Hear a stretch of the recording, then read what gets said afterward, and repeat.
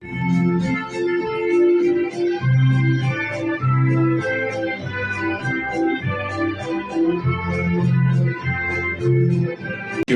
2250. How many people have read that? The Youth, Peace and Security Council resolution on 2250. Okay, it's a little less. So, third question, and I haven't stole the thunder on this one. How many people in the room are under 29? Put your hand up. That's not me. How many people are under the age of 29?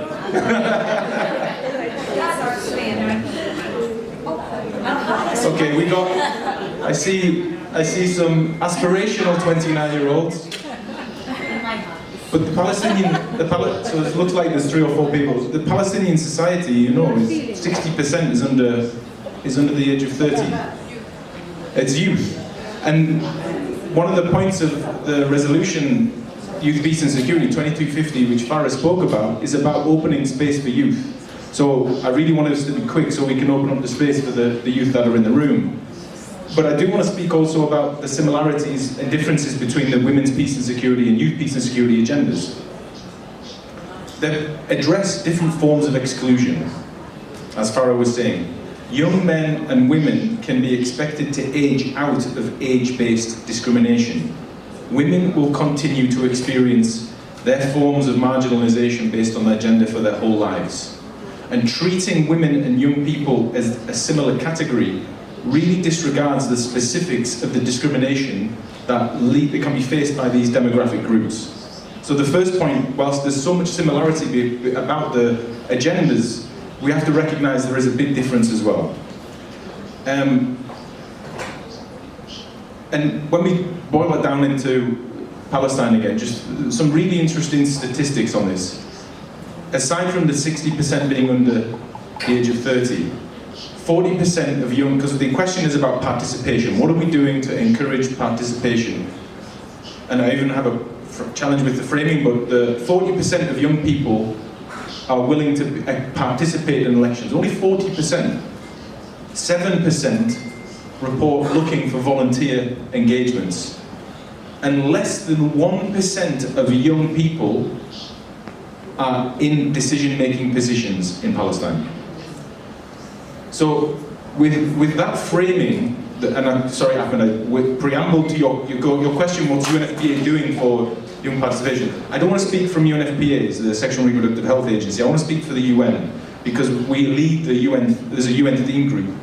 And first of all, our first work is to recognize that the UN's here to support the government and the peoples. I mean, the first line of the UN Charter is we the peoples. So we of course work towards the priorities of the government. And that manifests itself in many different ways. How do we then support youth and youth voice? And one of the key things we can do as a UN agency is at the policy level, so there's lots of talk about policy level work that we do, but really the thing that interests the UN system, and we work, the number of agencies who work on this, is around the community level. Coming back to that youth participation, to engaging volunteerism, to engaging with supporting youth for their voice to be heard. So there's a number of initiatives that the UN system as a whole is working on in Palestine, supporting youth councils. There's a number of young people in the room who are part of the Youth Advisory Panel, which is an ideal example of what the UN has done in terms of supporting youth to coalesce amongst themselves, and then, frankly, we get out of the way and let the youth lead. That's the first point from the UN side.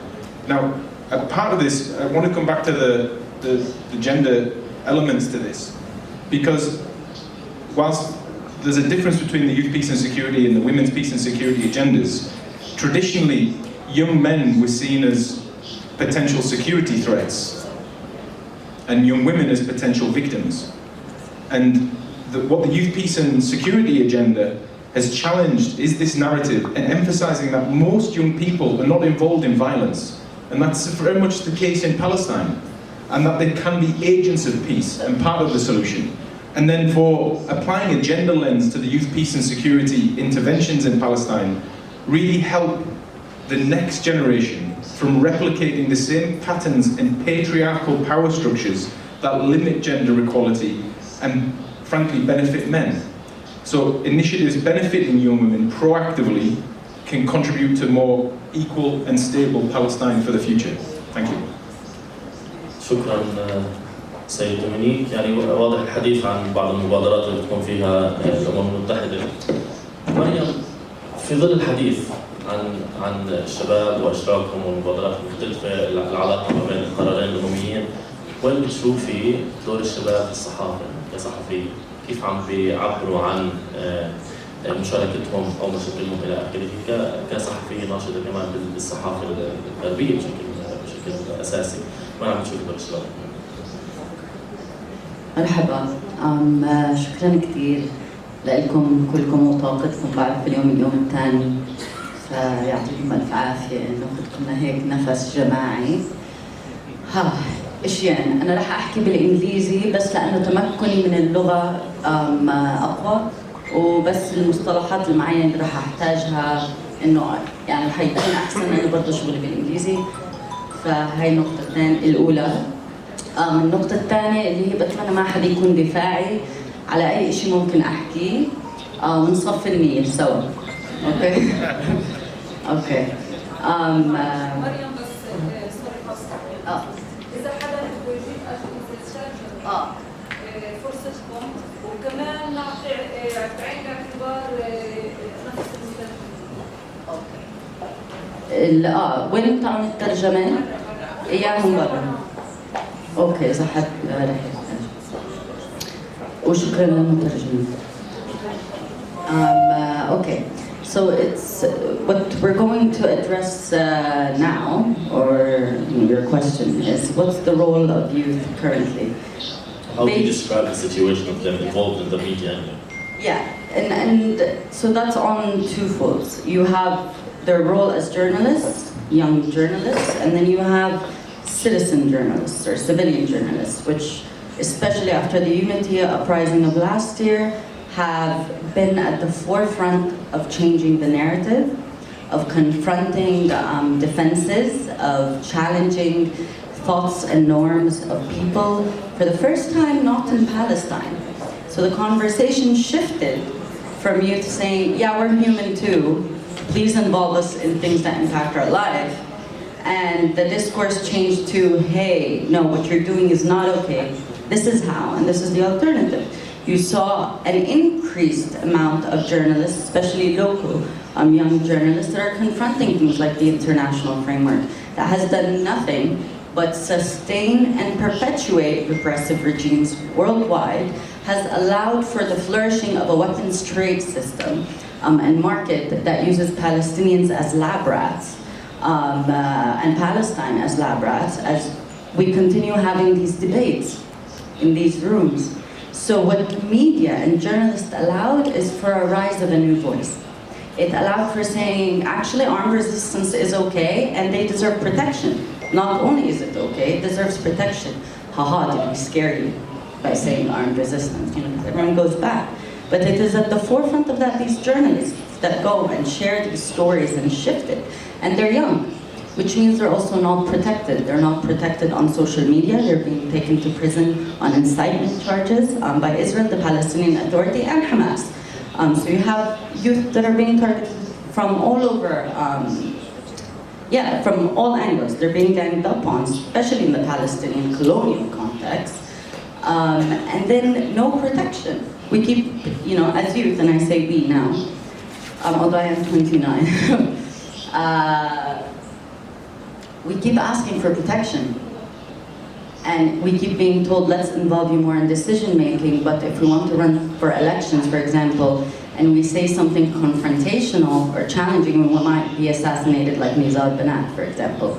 Or as a journalist, if I want to cover the repression of the Palestinian Authority or Hamas authorities or Israelis on Palestinians, we also are being put at risk to kind of challenge these modes and thoughts that are helping place policy that is repressive, and now being imported to the cyber world in terms of surveillance on Palestinians.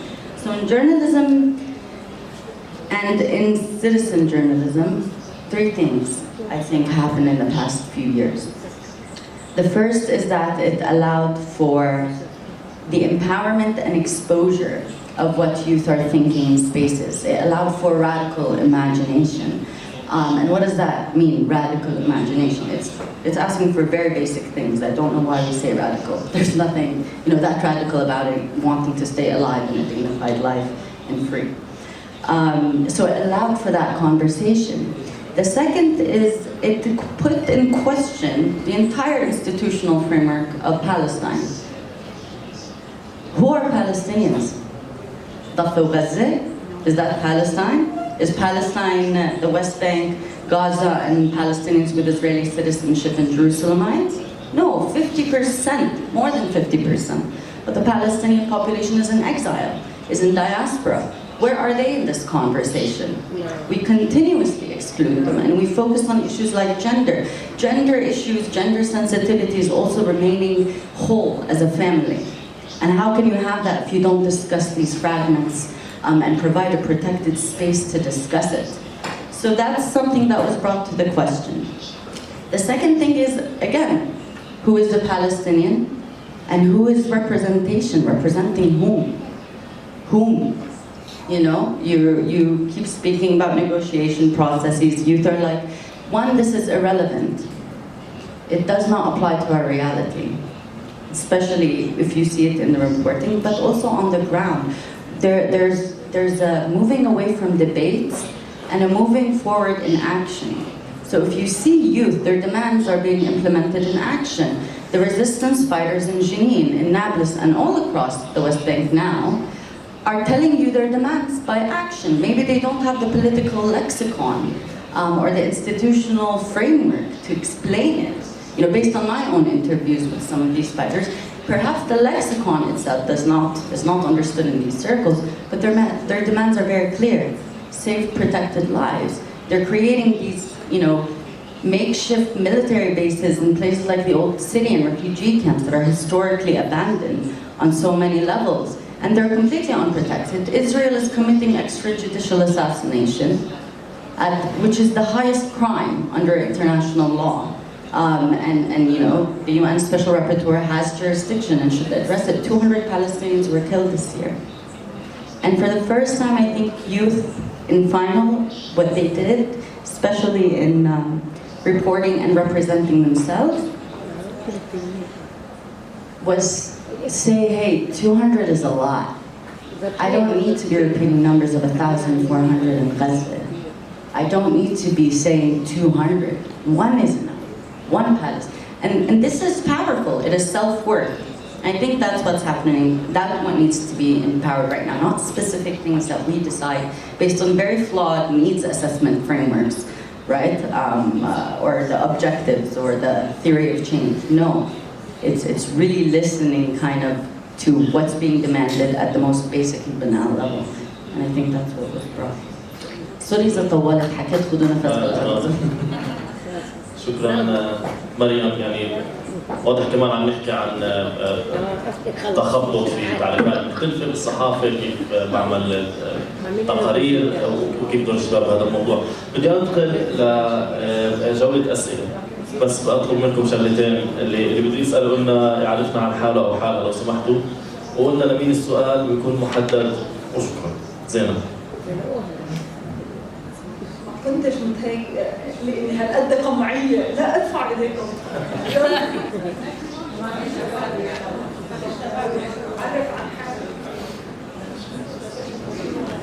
شكرا. سائد زهران. سائد معك 30 ثانية. شاب عمري 51 سنة. نعم. في بيحكوا سمعت حدا بيحكي انه الشباب الفلسطيني تهديد. نعم، نحن تهديد للاحتلال. الشباب الفلسطيني يقوم بالمقاومة هو الشعب الفلسطيني. نعم، نحن تهديد للاحتلال، ليس لأننا إرهابيين، ولكن لأن الصهاينة يقول إن الأمة الفلسطينية تنجئ هذا الطفل فاقتله قبل أن يصبح فدائيا، فبالتالي يقتل الأم ويقتل الجنين معها، والعالم ولا كلام. لأنه مرعوب من قضية المعاداة السامية. معاداة السامية. احنا الشعب الفلسطيني نحن شعب الساميين، نحن ايضا ساميين، فهذه كلها خزعبلات من الصهاينة عندما يقول معاداة السامية. يقومون بجرائم في غزة ويقتلون الأطفال ويدمرون البيوت والى آخره، والعالم كلها لها الحق في الدفاع عن نفسها. وحتى الغرب لو تكلم أحدهم انتقد، ممكن أن يفصل إذا كان دكتور الجامعة بيفصلوه لأنه معادي للسامية، لأنه حكى إسرائيل تقتل الشعب الفلسطيني. حتى اليهودي الأمريكي أو الأوروبي إذا قال إسرائيل يا دولة احتلال عنصري